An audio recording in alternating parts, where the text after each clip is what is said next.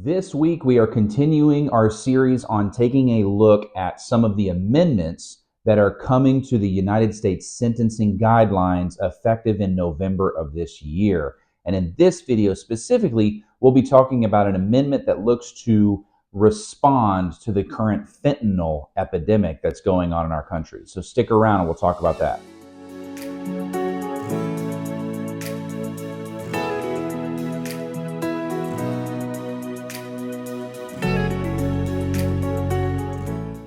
Happy Friday, everybody. Hope you're having a great week and gearing up for another good weekend. And like I said, this week we're continuing our look at some of the amendments that are coming to the sentencing guidelines, the federal sentencing guidelines, here in November. They go into effect November 1st.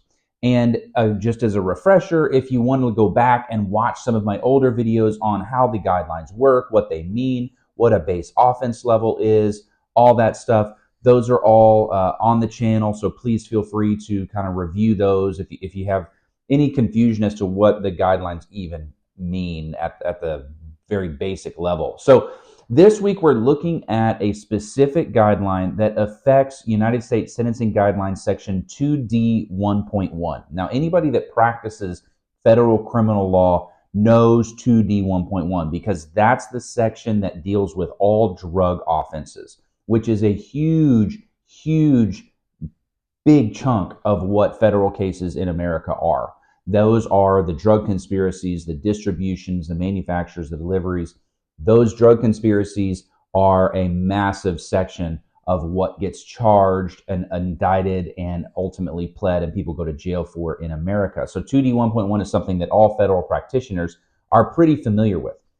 So lately, in this country, if you've been watching the news, you know that there's a serious problem with this relatively new drug called fentanyl. Fentanyl is a drug that typically it starts out over in China, makes its way down into the South America and Mexico, and then works its way up into the United States from there. And fentanyl is an incredibly dangerous drug for a couple of reasons.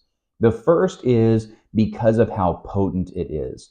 The amount of fentanyl that it takes to kill somebody is incredibly small. I mean, just a very little amount,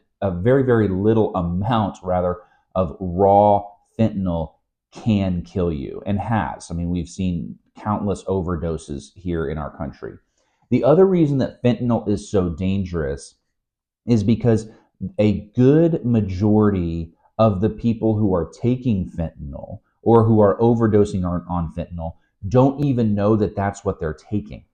And the reason behind that is because you'll have these drug dealers that are looking to stretch their profits.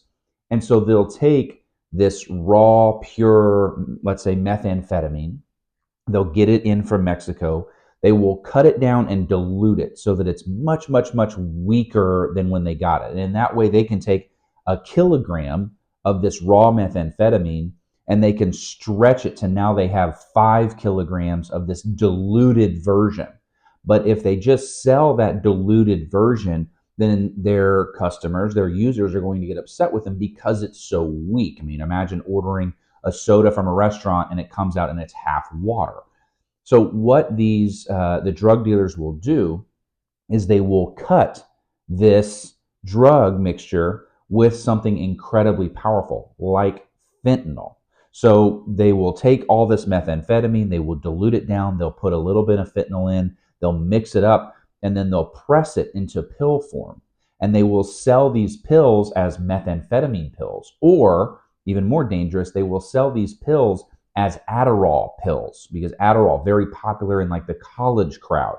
But what people don't know is that those pills that are supposed to be Adderall or supposed to be methamphetamine are actually laced with fentanyl. That's what gives them the kick that people say, ooh, that was a very powerful dose.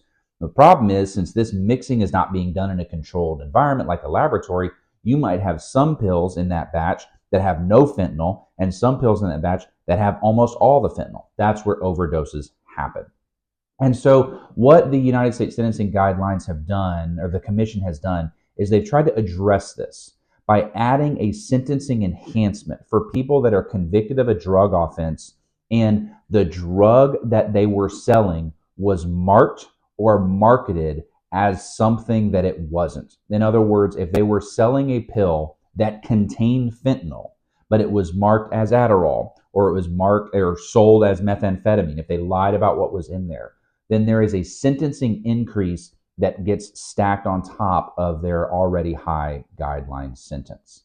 So that's kind of the way that the commission is trying to look at this problem and saying, look, we want to increase the penalties for people who are marketing one drug but selling another, because as bad as drugs are, generally, we want there to be at least some level of knowledge of, I know what I'm consuming, I know what I'm putting in my body. And if there's not, then it just ups that danger factor.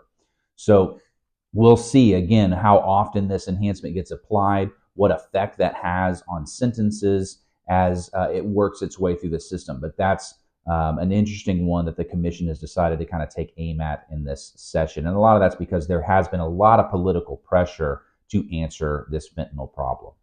So that's it for this week. As always, if you have any questions about this, anything I've talked about, please feel free to drop me an email, give me a call, join me on my weekly Twitch stream that I am going to be starting back up, hopefully on Sundays. I'm looking for the right day to get some of y'all to join me. But yeah, ask whatever questions you have. I love talking about this stuff, and I love when you guys bounce your ideas off me. So hope you have a great weekend, a great next week, and I look forward to seeing you next Friday. And until then, be good, stay on the right side of the bars.